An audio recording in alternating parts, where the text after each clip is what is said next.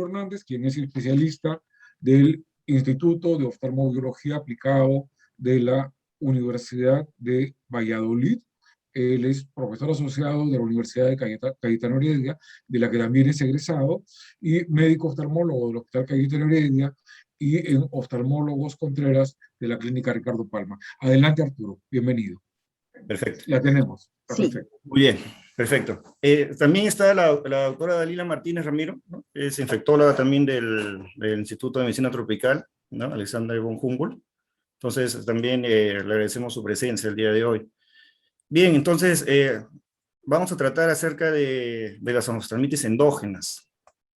La endoftalmitis es una reacción inflamatoria severa de los tejidos internos del ojo y los fluidos intraoculares, secundario a un proceso infeccioso y que va a comprometer de manera grave la agudeza visual. La clasificación de las endoftalmitis hay que recordar que básicamente se van a clasificar en exógenas, que son las más frecuentes, y dentro de ellas las posoperatorias secundarias a la cirugía de catarata van a la cabeza hasta un 90%. El motivo de la charla del día de hoy de la sesión son las endoftalmitis endógenas.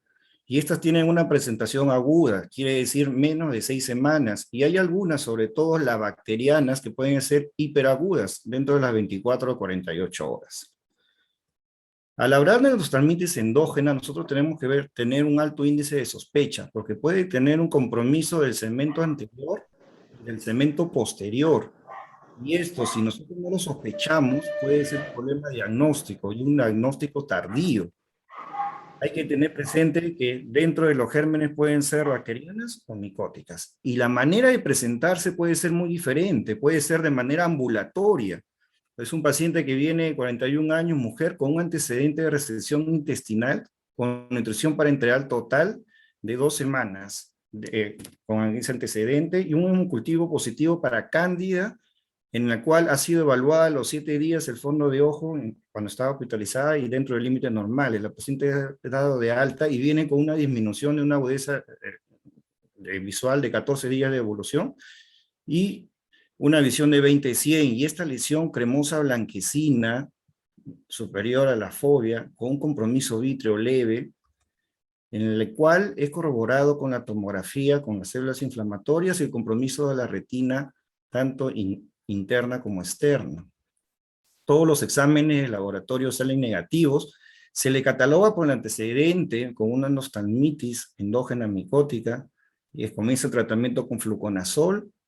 La paciente se controla a los 5 días, hay un mayor compromiso del vítreo, mayor turbidez vítrea, la lesión cremosa aumenta de tamaño, se le coloca una inyección intravítrea de voriconazol, y la evolución de la paciente no es satisfactoria. Va a haber un mayor compromiso del vítreo, va a haber esto collarete de perlas, y al aumento de la lesión, por lo que se decide una vitrectomía diagnóstica terapéutica. Se cultiva la muestra de humor vítreo, en el cual sale Cándida SP. A los 15 días del postoperatorio se observa una reorganización ya de las estructuras de la retina, y a los 2 meses queda una alteración del epitelio pigmentario y una agudeza visual de 20/30. Paciente ambulatorio. Y dentro de las endoftalmitis endógenas bacterianas, usualmente la presentación es mucho más agresiva, mucho más tórpida. Son pacientes que en muy pocos días van a disminuir su agudeza visual y tienen una gran reacción inflamatoria. Y dentro de ello, los diabéticos van a la cabeza. Entonces, endoftalmitis endógena bacteriana, el principal factor de riesgo es ser diabético. Este es un paciente diabético de 20 años, en hemodiálisis febril, que refiere a una disminución de la agudeza visual de 4 días, tiene un gran compromiso del segmento anterior, una gran reacción inflamatoria, y aquí es muy importante para el diagnóstico y seguimiento de la ecografía ocular. La ecografía ocular nos muestra una gran reacción inflamatoria en la cavidad vítrea, con un gran compromiso de la pared ocular y de los tejidos subyacentes. A pesar de las inyecciones intravítreas de vancomicina y ceftazidima, el paciente después de la tercera inyección aumenta, digamos, la reacción inflamatoria en vítreo. El paciente continúa febril, en sepsis, por lo que se decide una evisceración. Posteriormente, el hemocultivo muestra que el germen era una Stenotrophomonas maltophilia, que es un gran negativo. Entonces, las bacterianas tienen una progresión mucho más rápida. Dentro de las endocardititis endógenas, la infección es una infección interna que va a embolizar vía sanguínea al ojo. Los microorganismos van a cruzar la barrera hematocular. Las bacterianas se presentan aproximadamente 1 entre 2.500 pacientes y las micóticas 1 entre 2.000 pacientes. 10% son bilaterales, son subdiagnosticadas en un 22%, tienen un mal pronóstico visual. Usualmente el 80% tienen 20, 200 o menos, 20% llegan a una evisceración y tienen un porcentaje de mortalidad elevado, 4% aproximadamente a 10% en las bacterianas y un poco mayor en las micóticas. A raíz de la pandemia del COVID-19, se han descrito casos de endospermitis endógenas en pacientes que han estado hospitalizados en unidad de cuidados intensivos, que han recibido tratamiento de corticoides o tratamiento con tocilizumab, digamos, en otras latitudes, y que después de 2 a 3 semanas, ante la evaluación oftalmológica, se descubren que han tenido o bien un foco séptico de origen bacteriano, o bien una candidemia que ha originado una endospermitis endógena por cándida. Entonces, en esta pandemia debemos estar atentos a los pacientes que han estado hospitalizados, que han recibido nutrición parenteral total y una serie de factores de riesgo que en el caso de la bacteriana, ya entrando, digamos, a la exposición propiamente dicha, que es endospermitis endógena bacteriana, el principal factor de riesgo es ser diabético, ¿no? Los diabéticos, más de la mitad en algunas series van a ser, digamos, el principal factor de riesgo. Los otros son enfermedades cardiovasculares, ser portador de prótesis, tener una valvulopatía y las neoplasias. Estos 3 grupos son los principales. Por ello debemos descartar los pacientes de reciente hospitalización con inmunosupresión, insuficiencia renal en diálisis, pacientes que reciben tratamiento venoso, uso crónico de catéteres y las infecciones a distancia. Dentro de los focos bacterianos más comunes, la endocarditis va a la cabeza. Endocarditis, meningitis, proctitis, artritis piógenas e infecciones hepatobiliares y osteomielitis tienen un OR mayor de 1, que pasa a la unidad. Sin embargo, las infecciones pulmonares y las infecciones del tracto urinario, si bien es cierto su OR es menor de 1, pero no por ello pueden originar un foco séptico a distancia. Mastitis, aborto séptico, celulitis, cualquier foco a distancia puede ser el origen de un émbolo séptico y que dé origen a una endospermitis endógena bacteriana. En los prematuros, los recién nacidos prematuros, en la evaluación con prematuridad aproximadamente de 24, 26 semanas, cuando tienen sepsis, a veces nos puede confundir porque el vidrio es un poco turbio. Entonces hay que evaluarlos, digamos, muy seguido para poder descartar, digamos, que puedan tener una endógena. El foco infeccioso va a producir una embolización, y la embolización, el émbolo séptico va a llegar, digamos, a la retina, y lo que va a producir es una ruptura de la barrera hematoretiniana, y esto va a producir una respuesta inflamatoria. ¿Cuáles son los gérmenes implicados? En general se dice que la bacteriana son 50% y la fúngica son 50%. Hay unas revisiones sistemáticas en las cuales, en cuanto a la frecuencia, dicen que las bacterianas son más frecuentes, 46% en Norteamérica, 34% las fúngicas, y en Asia 65% las bacterianas y 16% las fúngicas. Y dentro de los gérmenes, en Europa y en Estados Unidos van a prevalecer los gram positivos, los estreptococos y estafilococos a la cabeza, y en Asia los gram negativos, la Klebsiella pneumoniae a la cabeza. El cuadro clínico va a ser muy variado y esto va a depender del estado del paciente. Podemos tener la interconsulta de un paciente en UCI en el cual básicamente se le descubre en lo largo de la hospitalización ese compromiso ocular que puede ser uni o bilateral. Si el paciente no va a manifestar ningún síntoma, es más que nada un hallazgo del colega de intensivista. Pero si el paciente tiene algún síntoma que lo va a manifestar, usualmente es la disminución de la visión. A diferencia de la endospermitis exógena, el dolor ocular no está presente en 80-90, es mucho menor. El paciente más que nada se queja de que le baja la visión, el dolor va a estar menos del 50%, y un signo característico va a ser el hipopio, ¿no? Hipopio en un paciente, digamos, diabético, debemos sospechar, ¿no?, de primera intención que va a tener una endospermitis endógena. bacteriana. La ecografía se vuelve fundamental cuando no podemos ver, digamos, el fondo de ojo, pero cuando sí se puede ver el fondo de ojo, lo que vamos a observar son lesiones corneoretinales focales, por ejemplo, esta es una endógena bacteriana con un gran positivo. También vamos a observar retinitis necrotizantes con presencia de perifebritis y hemorragia, también en un gran positivo, pero cuando hay la afección es por un gran negativo, lo que vamos a observar son accesos coroideos, con una clicelia, y también cuando el germen es una nocardia, también pueden ser accesos coroideos. Entonces, el cuadro clínico va a ser muy variado, y lo que tenemos que tener presente es que la evolución va a ser rápida. Al paciente lo vemos un día, lo vemos al día siguiente o interdiario, y vamos a ver que la progresión va a ser muy rápida, y esto es muy importante en hacer el diagnóstico diferencial con otras panuveitis infecciosas, en las cuales el comportamiento no es tan agresivo. Los signos oculares sugestivos de una endógena bacteriana son una mala agudeza visual, un hipopio mayor de 1.5 milímetros, un acceso coroideo, una retinitis necrotizante, hemorragias perivasculares con infiltrados inflamatorios y la panoftalmitis. ¿Cómo se va a clasificar? En anterior focal, cuando hay una leve reacción inflamatoria en el segmento anterior, en anterior difusa cuando hay presencia de hipopio, posterior focal, usualmente cuando hay uno o más focos en retina y coroides, posterior difusa cuando hay compromiso del vítreo, y la panoftalmitis cuando hay un compromiso severo del segmento anterior y posterior, incluido las estructuras de la órbita. Esta es una paciente mujer de 65 años de edad, diabética de 15 años de enfermedad, de tiempo de enfermedad, y que refiere una semana de disminución de la agudeza visual en el ojo derecho. Venía por una limitación también a los movimientos oculares, tenía una gran reacción inflamatoria en el segmento anterior, ven ustedes la quimosis, prácticamente no se pueden identificar las estructuras del segmento anterior. La paciente en la ecografía se notaba una gran reacción inflamatoria de la cavidad vítrea, un aumento de grosor de la pared ocular y compromiso de las estructuras oculares adyacentes, lo cual se corroboró en la resonancia magnética. Se le catalogó con una panoftalmitis de origen a determinar. La paciente fue sometida, digamos, a una serie de estudios tratando de aislar cuál era el foco infeccioso, cultivos, imágenes.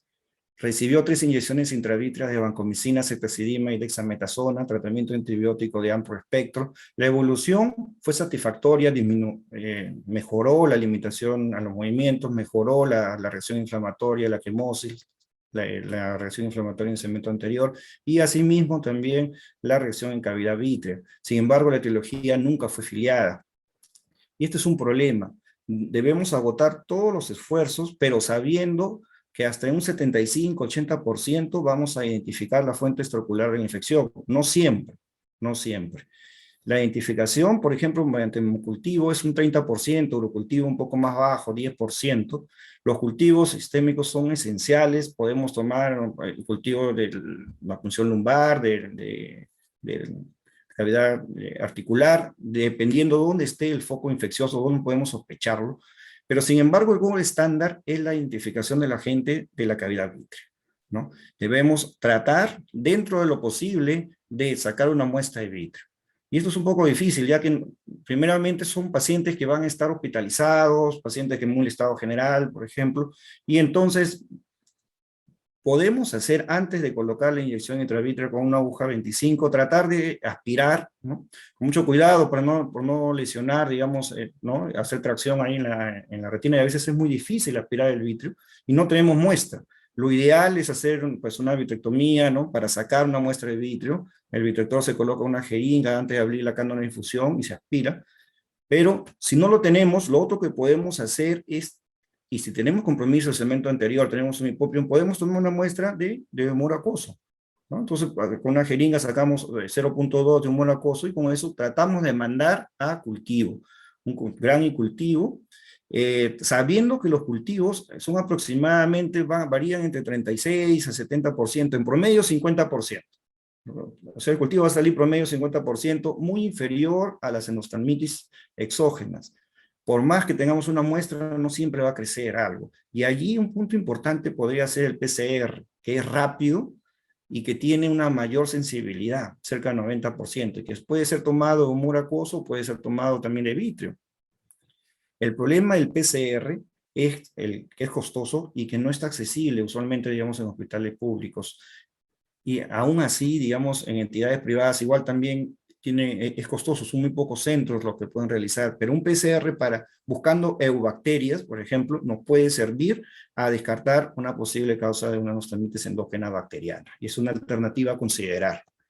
Este es un paciente de 76 años con una disminución de la visión de hace 2 días, febril y con una agudeza visual de muevemanos. El paciente tenía una historia de reemplazo de válvula mitral y había sido evaluado por el cardiólogo 7 días antes, y el paciente manifestaba que todo estaba bien desde el punto de vista cardiológico.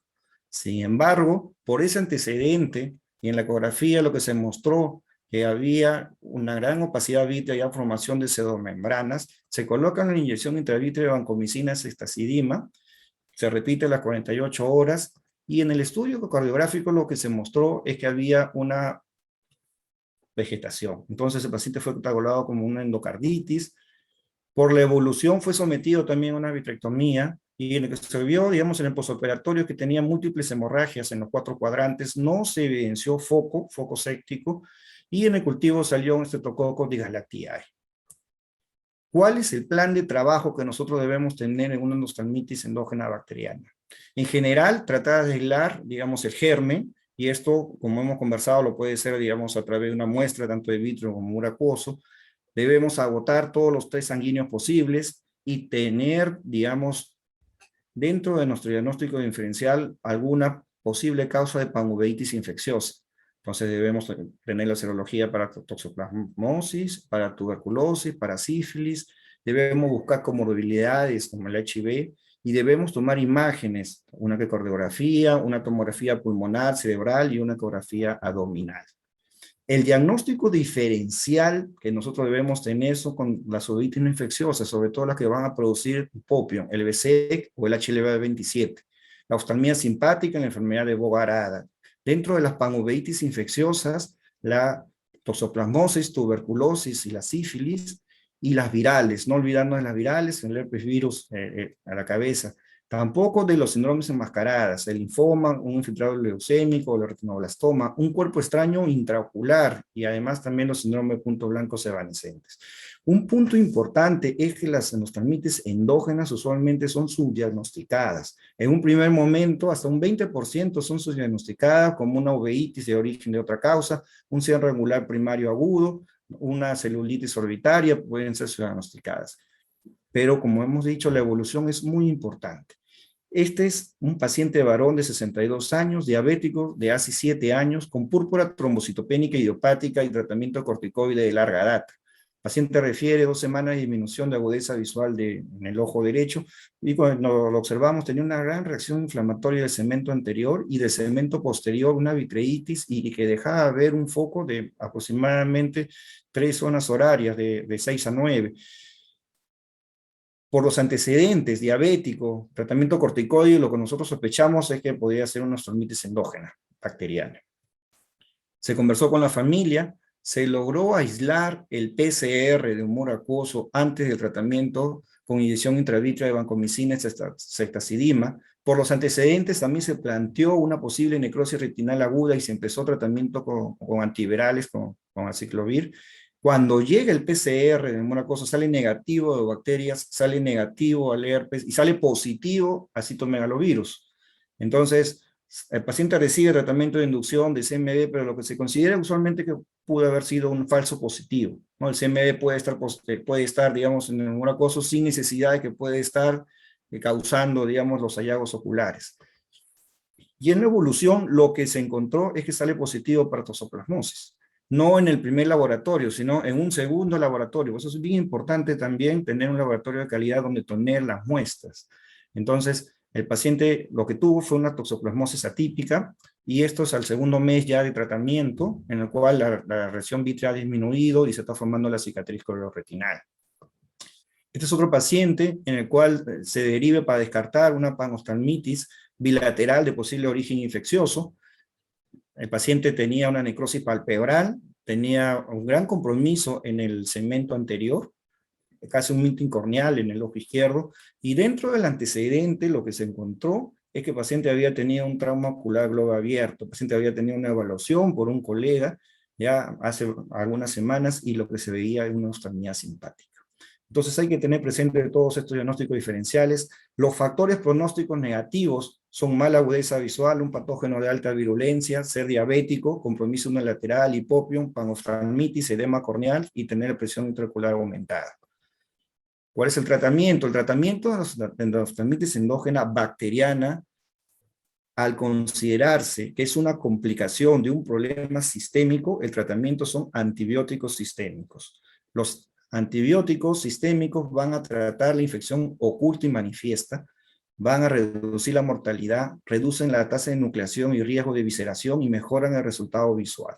El paciente es hospitalizado, el paciente debe recibir antibiótico-terapia en coordinación con infectología o medicina interna o pediatría, en el lugar donde se está hospitalizando. Y lo que sí nosotros debemos, ante la sospecha, es proceder a las inyecciones intravítreas, sin demora. Sospechamos e inyectamos, ya que el pronóstico visual va a depender mucho, digamos, de cuánto podamos demorar en tomar esta decisión. Lo podemos hacer en una silla de ruedas, colocar la inyección intravítrea, lo podemos hacer en la cama, digamos, del paciente en UCI, o de lo contrario, digamos, en medicina. Entonces, el manejo es usualmente empírico, en espera de resultados de cultivos, lo cual sabemos que casi la mitad van a salir negativos. Entonces, debemos de procurar tomar la muestra y administrar tempranamente la inyección intravítrea de antibióticos, vancomicina y ceftazidima. La inyección intravítrea, en promedio, según algunas revisiones sistemáticas, se coloca 3.2 veces y se va a repetir de 36 a 100% de los pacientes. Y cerca de un tercio de los pacientes van a requerir vitrectomía secundaria. Este es el caso de un paciente de 72 años con disminución de la agudeza visual, más dolor. Tenía un antecedente de cirugía de catarata de 3 años antes y era diabético de 10 años de evolución. Refería la disminución de más dolor. Vean ustedes el compromiso del segmento anterior y en la ecografía el compromiso del segmento posterior. Recibió inyección intravítrea de vancomicina, ceftazidima y dexametasona en 2 oportunidades con la limpieza del segmento anterior y de la cavidad vítrea, con diferidos aproximadamente 72 horas. Entonces, hay algunos reportes, ¿no? Es un punto controversial en cuanto, por ejemplo, los corticoides. ¿Cuándo inyectar los corticoides? En algunas series los corticoides, digamos, no hay un estudio que los va a valer, pero en la práctica clínica funcionan porque reducen la carga, digamos, de endotoxinas en el material inflamatorio en la fase, digamos, de aceleración de la endostalmitis. Entonces, usualmente son usados los corticoides. Hay gente que prefiere no usarlos, o hay gente que prefiere, digamos, colocar la primera de antibióticos puros y después colocar, si va bien, digamos, corticoides, ¿no? Más antibióticos. Y hay un hallazgo, hay una comunicación de la iopovidona al 1.25% de hace algunos años en algunos artículos para tratar la endostalmitis endógena y endostalmitis de otras causas, exógenas y posoperatorias y traumáticas. La iopovidona al 1.25 se va a preparar 0.1 mililitro de iopovidona y 0.7 mililitros de suero fisiológico. Se coloca una sola vez. La base que en algunos estudios no va a ser tóxica y que el efecto bactericida es bien rápido, en segundos, en comparación, por ejemplo, de la vancomicina que demora horas. Hay que tener en cuenta, es un arsenal más dentro de las posibilidades terapéuticas, particularmente nosotros no lo hemos usado, y hay algunos reportes inclusive lo van a utilizar en la infusión de la vitrectomía, ¿no? En una concentración de 0.025%. Hay que estar atentos, ¿no? Porque podría ser, digamos, también otro arsenal terapéutico dentro de las posibilidades de tratar este cuadro en los casos de gérmenes muy agresivos. El rol de la vitrectomía es cada vez más importante. La vitrectomía diagnóstica terapéutica se debe realizar cuando hay una inflamación persistente, con una marcada opacidad vítrea, complicaciones retinales, una mala agudeza visual, para tomar una biopsia vítrea, gérmenes virulentos, para remover patógenos y mejorar el pronóstico visual. El problema es que no siempre es accesible, ¿no? Porque el paciente está en mal estado general, está en UCI, y lo otro es que no siempre lo vamos a tener a la mano en todos los lugares. La inyección intravítrea sí, pero la vitrectomía cada vez toma un lugar cada vez más importante para mejorar el pronóstico visual. La vitrectomía más agentes intravítreos tiene 2 veces más posibilidades de 20/200 o mejor y 3 veces menos posibilidades de evisceración. de tal manera que se puede aplicar en inyecciones intravítreas, una inyección intravítrea y 24 a 48 horas, dependiendo de la evolución, se puede realizar la vitrectomía. Esa es una conducta que puede ser evaluada por algunos colegas. No hay una guía para el tratamiento de nostalmitis endógena bacteriana. Cada caso es muy diferente y también cada germen es diferente. En los casos más agresivos y en los casos en donde no hay una marcada opacidad vítrea, vítreo muy denso y ninguna mejoría después de las 24 o 36 horas después del tratamiento intravítrea, ¿qué tamponador se puede usar? ¿Se deja aire, se deja líquido o aceite de silicona? El aceite de silicona tiene un efecto inhibidor para el crecimiento de los microbios y ayuda a prevenir el desprendimiento de retina en el postoperatorio. Hay un estudio en nuestra dermatitis endógena de 50 pacientes en donde tiene una mejor progresión de la agudeza visual y una menor reacción inflamatoria postoperatoria y una menor tasa de desprendimiento de retina postoperatorios y una menor evolución en cuanto a la tisis. Entonces hay que tenerlo en cuenta como un tamponador en los casos más graves cuando se realiza una vitrectomía. Este es un paciente de 40 años con sepsis y falla sistémica por neumonía necrotizante. Estuvo 3 meses en UCI y viene para una evaluación en cual una marcada opacidad vítrea. Se comienza a hacer la vitrectomía en la cual se van limpiando toda la opacidad periférica, central, se limpia, digamos, ¿no? Se hace una hilerectomía y se comienza a evaluar múltiples focos antiguos, ya cicatrizales, tanto en coroides como en retina, tanto en los 4 cuadrantes, ¿no? Probablemente ha sido una evolución espontánea, con el uso de los antibióticos, el cuadro se ha calmado, pero estos son los múltiples focos en los 4 cuadrantes que tenía el paciente. Entonces, como hemos dicho, la vitrectomía es importante, cada caso clínico es diferente, y en los casos de hipopio, muy mala agudeza visual y un acceso coroideo, debemos de pensar inmediatamente en vitrectomía, según este algoritmo diagnóstico. El pronóstico va a estar dado básicamente por nuestro diagnóstico y tratamiento temprano. Contra más temprano actuemos, va a mejorar el pronóstico visual.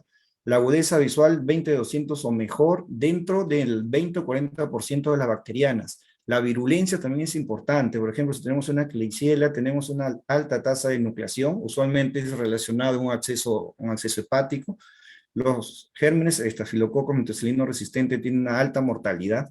¿Y qué cosa mejora el pronóstico visual? Una agudeza visual inicial mejor que contar dedos, una vitrectomía temprana, una endoftalmitis endógena de tipo focal y una inyección intravítrea dentro de las 24 horas del diagnóstico. Por eso, nuevamente, endoftalmitis endógena sospechada debe ser endoftalmitis endógena tratada. Y dentro de las conclusiones, nosotros tenemos, para llevar a casa, ¿no?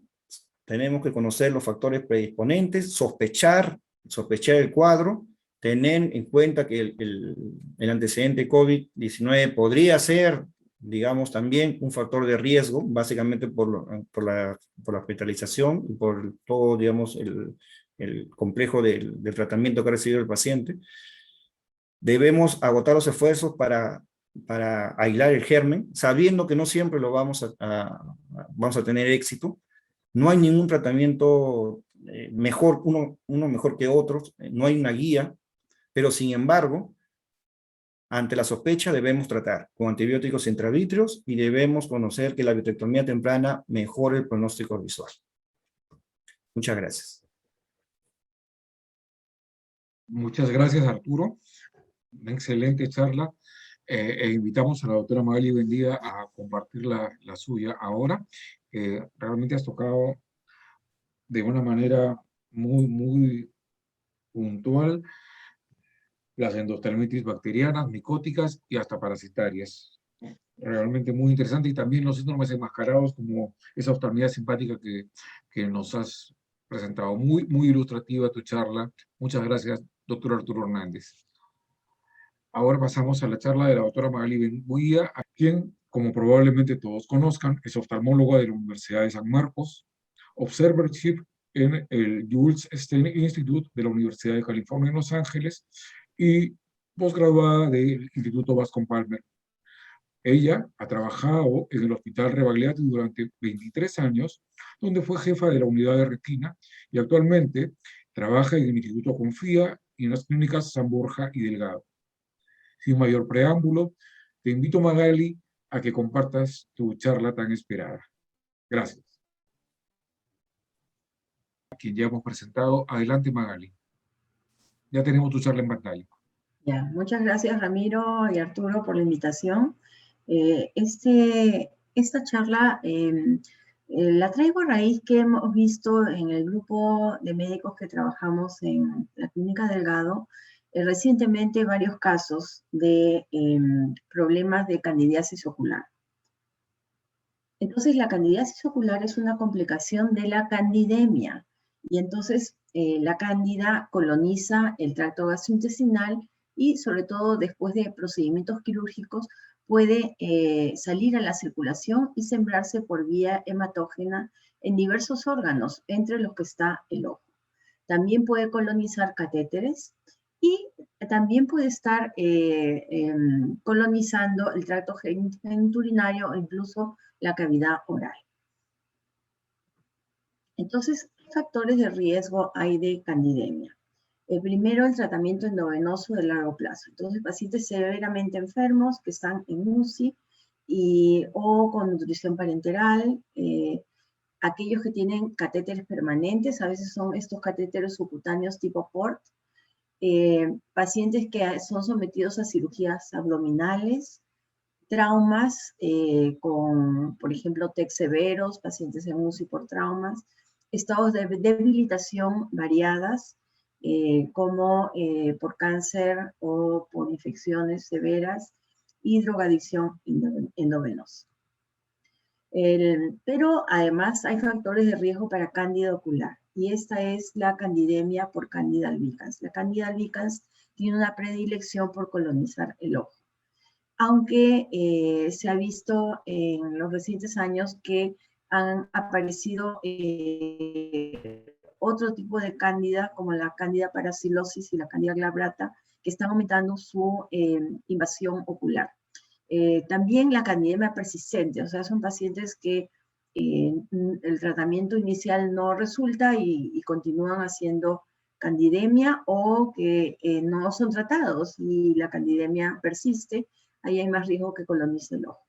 Inmunosupresión variada, pacientes diabéticos, inmunosupresión por cáncer, pacientes con diferentes enfermedades serias o estados de consumición, y aquellos que tengan síntomas oculares, ¿no? Sobre todo flotantes o baja de visión.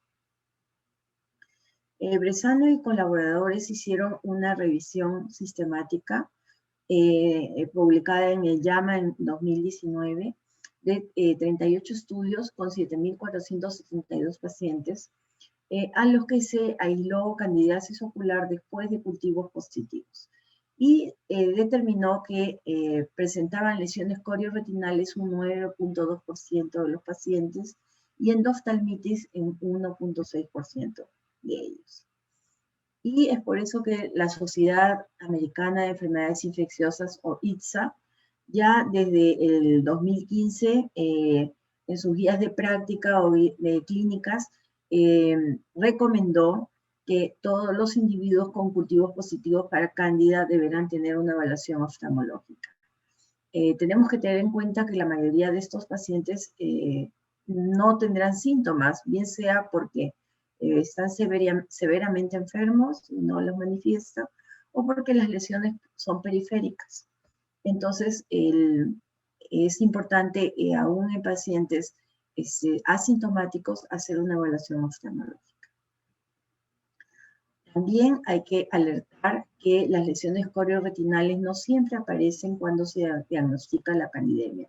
En algunos pacientes demora un tiempo en aparecer las lesiones retinales. Y se encontró que en 18% de los pacientes aparecieron no en ese momento, sino durante el seguimiento, por lo que se recomienda hacer el fondo de ojo a la semana de iniciar la terapia antimicótica y luego mantener un seguimiento. Los hallazgos típicos son estas lesiones únicas o múltiples blanquecinas, descritas como bolas de pelusa, cadena de perlas o bolas de nieve. Estas pueden estar en la retina, en la corioretina, o extenderse hacia el vítreo. También las manchas de Roth o infartos hemorrágicos han sido descritos como evidencia de compromiso séptico, de compromiso ocular a partir de focos sépticos, y podrían en algunos casos ser manifestaciones iniciales de una candidiasis. En casos más avanzados tenemos la endoftalmitis, que puede manifestarse también con hipopión, vitreitis y lesiones más avanzadas con compromiso y evolución más reservada. Entonces, este es un caso de una joven de 18 años, hija de médicos, en su debut de leucemia linfoblástica aguda, en tratamiento con quimioterápicos y corticoides. Ingresa con crisis blástica y neutropenia febril, con anemia y trombocitopenia severa, entonces con las típicas manchas de Roth o infartos hemorrágicos en ambos ojos. Entonces, atribuimos esta alteración a las alteraciones sanguíneas y indicamos solo un seguimiento. Pero durante la hospitalización desarrolló celulitis facial abscedada, candidiasis esofágica, y la doctora Carmen Treviño, que la recibió en consultorio, encontró esta pequeña lesión blanquecina. Estas retinografías fueron a las 3 semanas de las anteriores. Observen cómo se han resuelto las manchas de Roth casi en forma completa, pero esta lesión realmente no estaba en la retinografía previa. Decidimos hacerle un seguimiento y a los 5 días evolucionó a esta otra lesión mucho más grande, y ahí recomendamos dar tratamiento antimicótico. La paciente había presentado una nueva neutropenia febril y recibió además meropenem, vancomicina, anidula fungina, que es un tipo de antimicótico, y también anfotericin B. Además se realizó el retiro del catéter percutáneo y al alta mantuvo un tratamiento con fluconazol oral. Y pueden ver cómo la lesión evolucionó a una pequeña cicatriz y no hubo compromiso de la visión, felizmente, en toda la evolución. Entonces, esto nos lleva a ver que hay 2 tipos o 2 formas de presentaciones clínicas, y estas van a depender de la extensión de las lesiones. Una forma que es la corioretinitis por cándida, como podemos haber visto en el caso anterior. Y estos van a ser generalmente casos que son diagnosticados tempranamente porque son enviados a un fondo de ojo en pacientes con diagnóstico de candidemia. Y después va a haber otro cuadro más avanzado que es la endoftalmitis por cándida.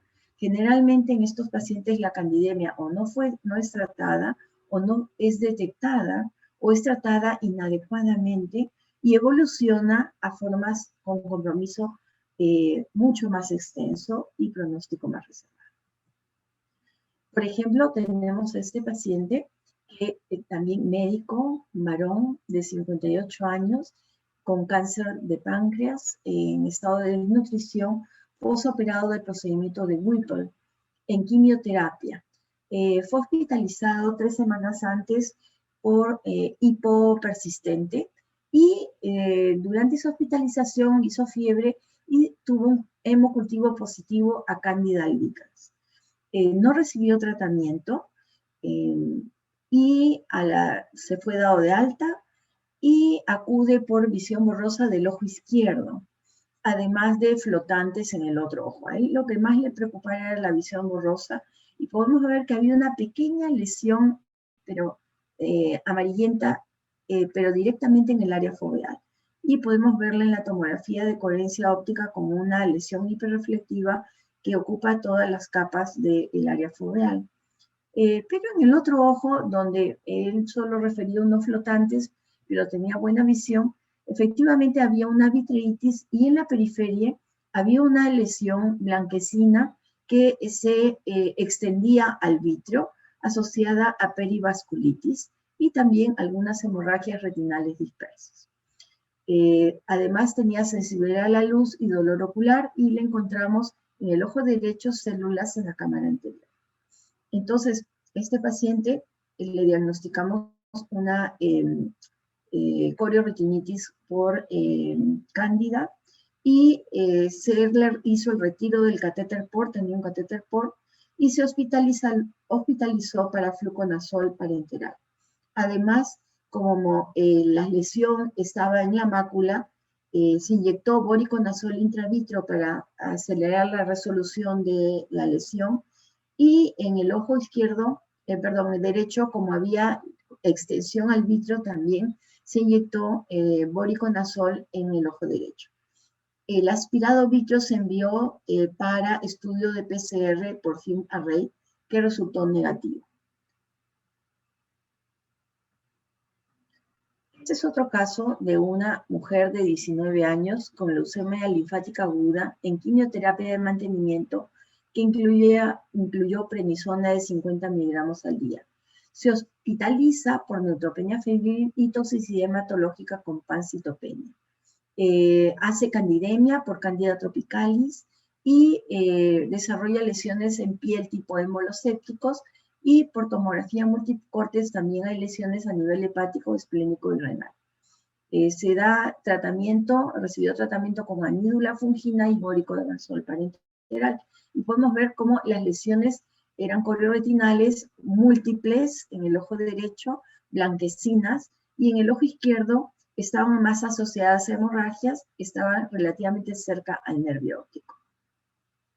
Y la evolución de estas lesiones fue la siguiente. En el ojo derecho, después del tratamiento antimicótico, evolucionó en forma favorable con progresiva resolución del exudado blanquecino. Sin embargo, en el ojo izquierdo, la lesión inicial se transformó como en dos componentes. Un componente aparentemente mejor, que era la lesión inicial, pero otro componente que parecía estar subretinal con un tipo de absceso o hipopión subretinal, que incluso se acercaba al nervio óptico, pero mantuvimos el tratamiento y en la evolución se vio cómo se resolvió, y esta es la retinografía final, donde podemos ver las lesiones en ambos ojos atróficas en cicatrización, y la visión se mantuvo en esta paciente. Entonces, en el laboratorio hay que hacer cultivos. Es muy importante los hemocultivos, también urocultivos cuando la sepsis es de causa urológica, y sobre todo el cultivo de los catéteres, ¿no? Hay que retirarlos y cultivarlos para aislar la cándida. En cuanto a los procedimientos diagnósticos, es el aspirado vitrio, pero a veces este es negativo, y lo ideal es tomar una muestra de vitrectomía, pues una muestra limitada nada más, o ya durante la vitrectomía pasplana, y si se aísla la cándida, tendremos el diagnóstico de candidiasis ocular probada. Hay que tener en cuenta que en el momento de la vitrectomía hay que cerrar la cánula de infusión y hacer una aspirado o una vitrectomía en seco, aspirando a través de esta jeringa, y porque una vez que se abre la infusión ya se diluye el contenido vítreo y reduce la positividad de estas muestras. La ecografía ocular nos va a dar extensión de un tipo de exudado vítreo, evidencia de adelgazamiento escleral, abscesos coroideos y desprendimientos de retina, y también nos sirve la angiofluoresceinografía ocular. El tratamiento primero es la remoción de la causa de la candidemia. Si son catéteres, hay que sacarlos. Si las lesiones están solo en la retina y la coroides, se usan antifúngicos sistémicos basados en los resultados de los cultivos. Tenemos las equinocandinas, que son generalmente las que se usan primero, como la anídula fungina, la micofungina y la caspofungina. Pero tenemos que tener en cuenta que estas no tienen un buen ingreso al intraocular, no atraviesan la barrera hematovítrea. Y tenemos además los azoles como el voriconazol y el fluconazol, que sí tienen un buen ingreso al intraocular, entre un 25 y a un 100% de la dosis intravenosa va a ingresar al intraocular. Pero hay que tener en cuenta que hay mucha resistencia al fluconazol, especialmente las Candida glabrata, y también, ¿y por qué ha ocurrido eso? Porque se usa mucho el fluconazol, se usa mucho como profilaxis en neutropenia y también en las candidiasis vaginales. Y el anfotericin B tampoco ingresa al intraocular. Por ejemplo, este es un cultivo de Candida glabrata que tuvo uno de nuestros pacientes, y podemos ver cómo la concentración mínima inhibitoria para fluconazol era muy alta. En cambio, para caspofungina y anfotericina B era bastante baja, por lo que era resistente al fluconazol. La inyección intravítrea, generalmente se usa anfotericin B o voriconazol. Se decide de acuerdo a los riesgos y beneficios de la intervención en comparación con solo el tratamiento médico. Si hay corroretinitis macular y lesiones que amenazan la visión, como el paciente que vimos con CA de páncreas, pues es mejor aplicarlas. Y por supuesto que también en endoftalmitis y lesiones en el vítreo, o en casos que con el tratamiento sistémico solo hay empeoramiento de las lesiones. Y deberá hacerse una reinyección basal en la evolución clínica si el ojo es vitrectomizado, y también la farmacocinética del antifúngico. Entonces, este es el caso de una mujer de 43 años con diabetes mellitus y obesidad. Se sometió a cirugía bariátrica 7 meses antes de la presentación del cuadro ocular. Esta se complicó con absceso sufrénico, fístula gastrobronquial y sepsis. Durante esa hospitalización se aisló Candida albicans y Candida glabrata, por lo que recibió fluconazol sistémico. Fue de alta 2 meses antes de la consulta y ella desde el alta notó algunos flotantes, pero acude a los 2 meses del alta por reducción de la visión. La agudeza visual era 42 a 1 metro en el ojo derecho y 20-30 en el ojo izquierdo. Tenía un hipopión, inflamación en la cámara anterior. Y este era el aspecto del fondo de ojo. Había una vitritis marcada y lesiones algodonosas en el vítreo. Y en el otro ojo también había lesiones corioretinales, algunas vítreas, pero el vítreo estaba relativamente claro. Habían también algunas hemorragias dispersas, ¿no? Y este caso fue motivo de una publicación que hicimos con un grupo de estudiantes en ese momento de la UPC, entre los que estaba el doctor Silvio Luján Hijo. Se publicó en el 2014 en los archivos de la Sociedad Española de Oftalmología. Y en ese momento lo que se hizo fue un aspirado vítreo del ojo derecho y se detectaron pseudofifas y levaduras, por lo que se procedió a hacer tratamiento con voriconazol intravítreo, 3 inyecciones en ambos ojos, además de voriconazol parenteral. Pero la evolución no fue favorable y se decidió hacer vitrectomía parplana con inyección de anfotericin B, primero en el ojo derecho y después en el ojo izquierdo.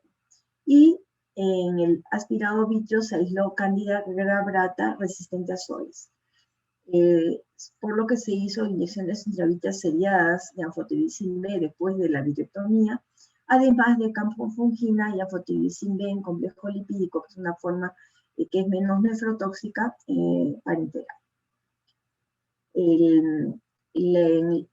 Al mes del tratamiento evoluciona con desprendimiento de retina, con un Packer macular, o más bien una estrella de tracción macular, por lo que se realizó en este ojo derecho vitrectomía parplana con pelamiento de membranas, endofotocoagulación láser, inyección de aceite de silicón.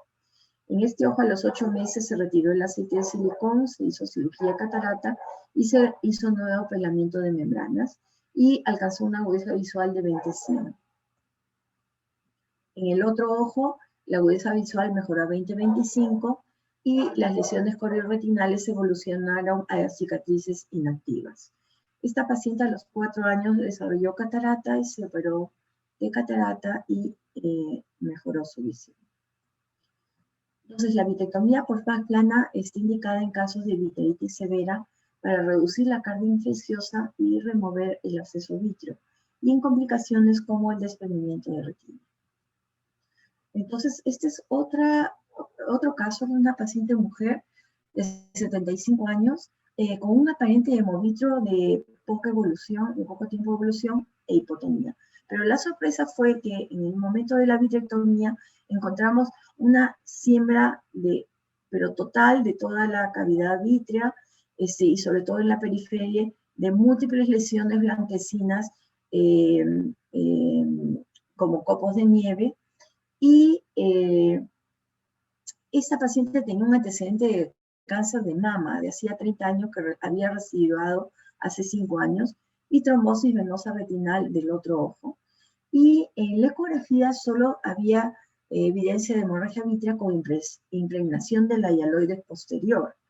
Pero en la ampliación de la anamnesis nos enteramos que tenía un catéter subcutáneo desde hacía 5 años. Y a través de ese catéter, un naturista le inyectaba extractos de hierbas de la selva y vitamina C cada 10 días del mes por 2 años, durante 2 años. Esto era para prevenir la recurrencia del cáncer. Se recomendó hospitalización para tratamiento y recibió tratamiento con anfotericin B, y se retiró el catéter donde se aisló Candida parasilosis. También se le hicieron hemocultivos donde también se aisló Candida parasilosis. Ella estaba haciendo candidemia por Candida parasilosis. Evolucionó con mejoría de la visión a 20/70, pero hipotonía persistente que se trató con corticoides tópicos y subtenonianos. Y la paciente muere por recaída del cáncer al año de este episodio. Como conclusión, la candidemia está en aumento en hospitales por el uso de procedimientos invasivos y antibióticos de amplio espectro, y la mayor sobrevida de pacientes críticamente enfermos. La mayoría de los pacientes con compromiso ocular por cándida son asintomáticos, por lo que es importante hacer el fondo de ojo cuando hay candidemia. El diagnóstico se basa en el cuadro clínico y en el tipo de paciente, y generalmente hay buena respuesta al tratamiento en las lesiones iniciales, a diferencia de las formas de diagnóstico tardío, donde los tratamientos son más invasivos y los resultados visuales son más limitados. Muchas gracias. Muchas gracias, Magali. Una excelente charla y muy ilustrativa igualmente. Vamos a empezar con las preguntas, y la primera pregunta que tenemos fue dirigida al doctor Arturo Hernández. El doctor Daniel García pregunta, en un paciente inmunodeprimido con endoftalmitis endógena en quien no se tiene todavía los cultivos, ¿qué opinas sobre asociar empíricamente algún agente antimicótico o agente antiviral, Arturo? Si estamos sospechando de una endógena, ¿no?, bacteriana o micótica, ¿no?, tenemos que tratar de discernir, digamos, de acuerdo a los factores de riesgo, ¿no? Digamos, la bacteriana, como hemos dicho, diabéticos, ¿no?, el portador de una valvulopatía o neoplasias, ¿no?, o una infección a distancia, ¿no? En las micóticas sí, digamos, el uso de catéteres, ¿no?, el ser inmunodeprimido. Entonces, los factores de riesgo nos pueden ayudar, ¿no? Entonces, en base a eso, debemos discernir, si es que no tenemos los hallazgos clínicos propiamente dicho, ¿no? Personalmente, me interesaría probablemente iniciar un tratamiento, un ensayo terapéutico muy empírico, quizás con fluconazol 400 miligramos al día y además banco con Cefta. Lo daría como tratamiento empírico y tratando de aspirar. Magali, ¿qué opinas de esa pregunta?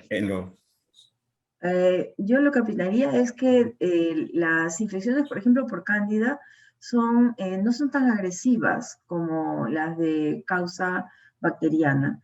Entonces, si vemos aún con una endoftalmitis, pero si logramos ver parte del fondo y vemos lesiones compatibles con cándida, entonces ahí el diagnóstico es clínico, ¿no? Y tenemos que tratarlo con antimicóticos. Ahora, ahí también no es tan común encontrar, y no he encontrado mucho sobre hongos tipo Aspergillus o Fusarium que causan endoftalmitis, ¿no? Estas endoftalmitis sí son más severas y se pueden confundir con las bacterianas, ¿no? En cuanto a los antivirales, si es que son inmunodeprimidos, por ejemplo, por cáncer o por SIDA, y hacen inflamaciones severas, estos pacientes no hacen tanta vitreitis, o sea, no hacen cuadros como típicos de una endoftalmitis endógena, ¿no? Porque justamente son inmunodeprimidos. Y entonces, generalmente se puede ver el fondo de ojo y podemos ver casos de PORN o de necrosis retinal aguda o de retinitis por citomegalovirus, y la clínica nuevamente te orienta para dar el tratamiento. ¿Alguna experiencia respecto del uso de esta tecnología de estudio masivo con PCR para gérmenes intraoculares? Es una tecnología que nos ofrece ROE y que la verdad a mí me ha resultado muy, muy útil. ¿Qué opinan Arturo, Magali? Para el filarray y leucobacterias. Hay un estudio masivo que busca PCR para muchos gérmenes diferentes. ¿Has escuchado hablar de eso, Arturo, no? ¿O de repente, Magali? Ya, bueno, el FIMARRAY es un tipo de PCR que hace como baterías para determinados gérmenes. Por ejemplo, hay baterías para meningitis, ¿no? Donde se seleccionan los gérmenes tipo criptococo o estreptococo meningitis, ¿no? Entonces, es de acuerdo a de dónde se saca, ¿no? Y entonces hay FIMARRAY para neumonía, hay FIMARRAY para, ¿no? Entonces, sí, generalmente hay que coordinar con alguien experto en ROE, que es el doctor Gómez de la Torre, ¿no? Entonces, él te puede recomendar incluso dónde lo mandas, cómo mandas la solicitud, ¿no? De acuerdo al tipo de germen que tú estás pensando, ¿no? Y eso nos sirve también, por ejemplo, para uveitis, ¿no? Te debe servir mucho a ti, Ramiro, para uveitis, donde no se sabe si es tuberculosis o puede ser sífilis o puede ser toxoplasmosis, ¿no? Entonces, pero no sé que haya un set para ojos, ¿no? Pero de acuerdo a lo que conversas con él de tus posibilidades diagnósticas, entonces él te corre el FIMARRAY para los gérmenes que sean más afines, ¿no? Pero es rapidísimo, además, y es muy bueno, ¿no? Sí. Sí. Y hay que coordinarlo previamente, porque si no, no te lo reciben. Si tú mandas sin la previa coordinación, no lo reciben, la muestra se pierde.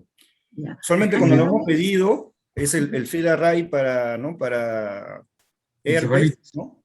Así es, ¿no? Cefalitis, entonces te descarta herpes, ¿no? Eubacterias, tú pides eubacterias, ¿no? Y hongos, básicamente, ¿no? Con eso ya cubres.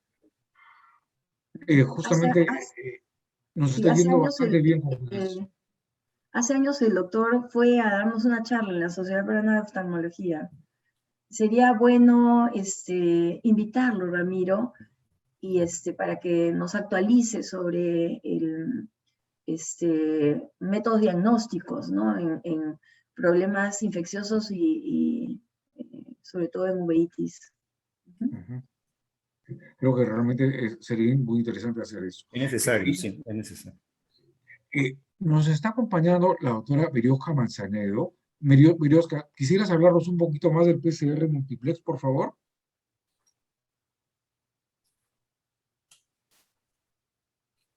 Veriosca, ¿estás por ahí? Hay que abrirle el micro. Sí. Veriosca. Doctores, buenas noches. Hola. Un gusto escucharte, por favor. Adelante. Un gusto verlos. Bueno, en Perú no he tenido mucha experiencia con PCR multiplex. En Argentina sí, cuando sospechábamos de varias cosas, lo enviábamos al laboratorio y sí servía, porque podía detectar muchas cosas a la vez.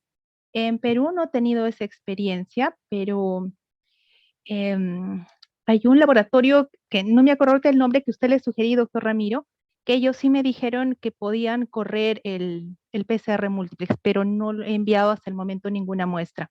Pero ahorita se me fue el nombre del laboratorio. Hermani Labs. Okay. ¿Cómo?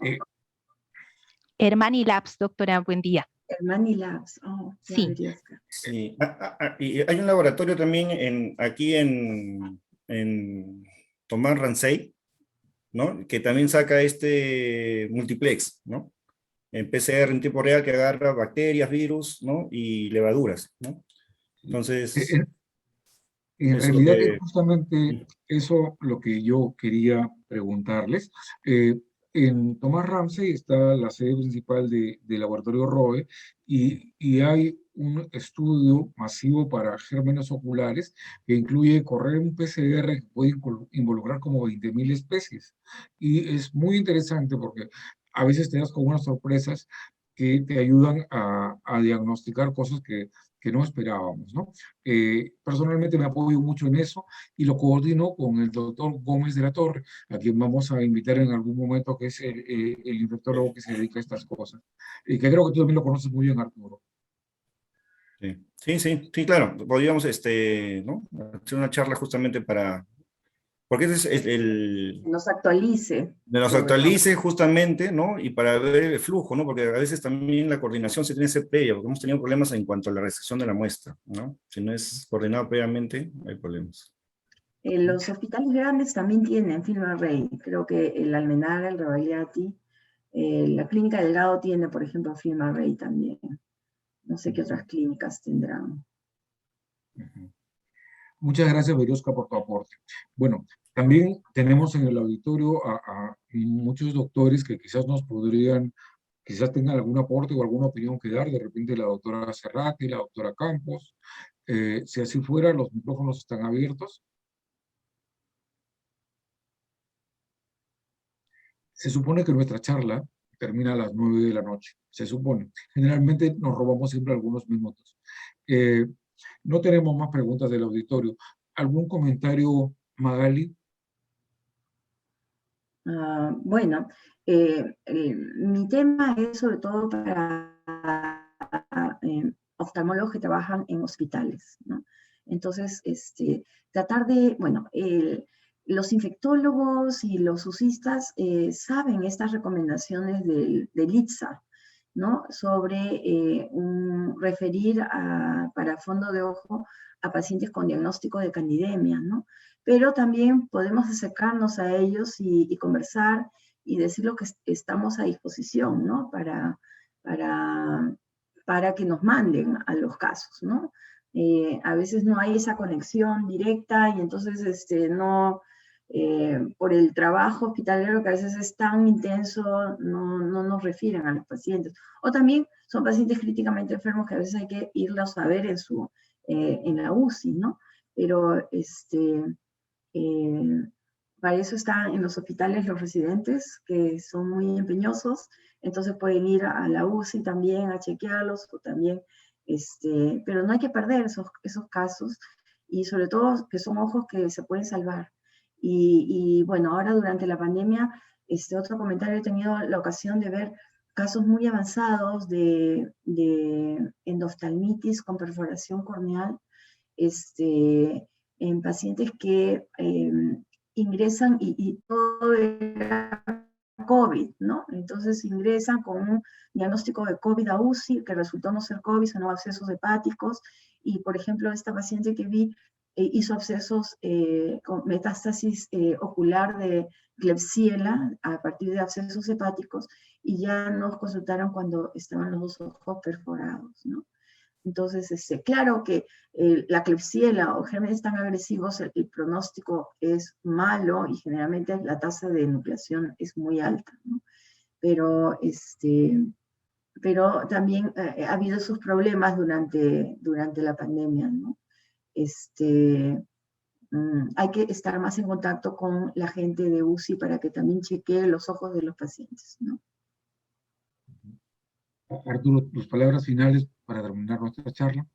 Sí, esta es una entidad, ¿no? Que trabajamos en hospitales generales, la vamos a ver en algún momento, ¿no? Hay que estar atentos, sospechar las interconsultas, evaluarlas, coordinar con pacientes de UCI, porque a veces efectivamente, ¿no? Vienen, digamos, los pacientes ya perforados o de repente vienen con un cuadro de varios días de evolución. Entonces, ahora tenemos que estar justamente en este tema de post-pandemia o en pandemia, ¿no? Pacientes que han sido hospitalizados, ambulatoriamente también, ¿no? Porque las micóticas no se presentan inmediatamente. A veces el paciente sale y, ¿no? Y viene por consulta externa, ¿no? Entonces, esos antecedentes importantes, el paciente está hospitalizado, con nutrición parenteral, con catéter, es muy importante para lograr, digamos, la sospecha clínica, ¿no? Sospecha clínica y actuar rápidamente. Bueno, creo que hemos tenido una charla muy provechosa y no me queda más que manifestar el agradecimiento de todos quienes hemos disfrutado de esta gran cantidad de información e invitar al auditorio a que, como es costumbre en nuestro grupo de UVIA, a ofrecerles un aplauso caluroso a nuestros ponentes. Muchas gracias. Gracias a ustedes. Gracias. Gracias, Ramiro. Gracias, doctora. Gracias. Nos acompañamos.